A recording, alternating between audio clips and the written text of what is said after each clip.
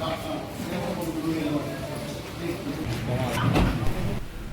bulan melakukan pengejaran, Satuan Reserse Kriminal Polres Sibolga akhirnya berhasil meringkus tersangka KS, pembunuh Nur Haidah, wanita Parubaya warga Medan, yang jasadnya ditemukan di salah satu kamar hotel Jalan Sisingamangaraja, Sibolga pada 20 Desember 2022 lalu.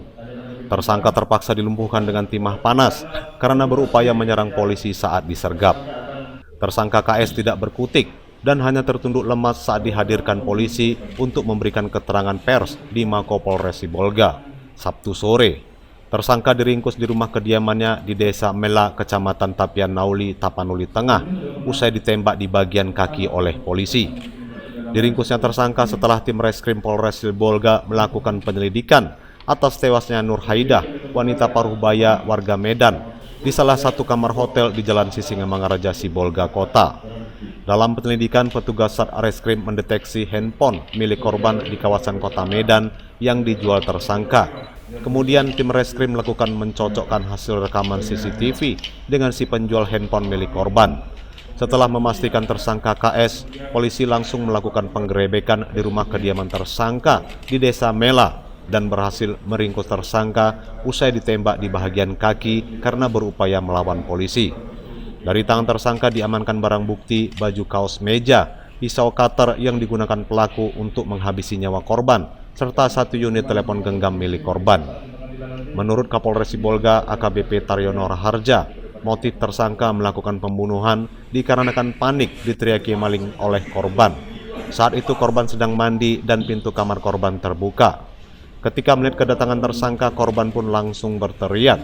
Merasa panik, tersangka langsung menusuk dan menyayat leher korban dengan pisau dapur dan cutter, hingga korban tewas dalam keadaan tanpa busana.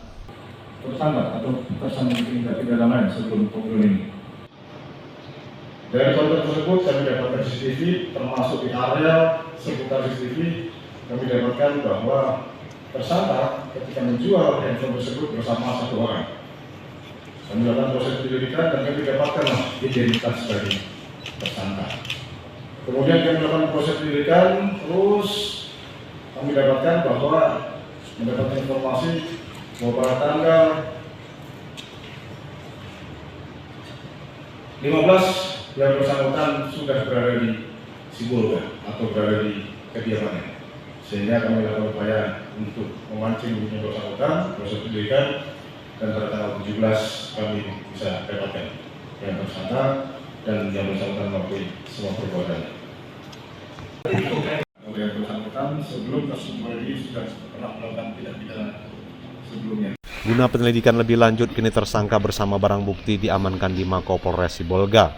Terhadap tersangka akan dijerat pasal 388 ayat 1 KUH Pidana dengan ancaman hukuman 15 tahun penjara.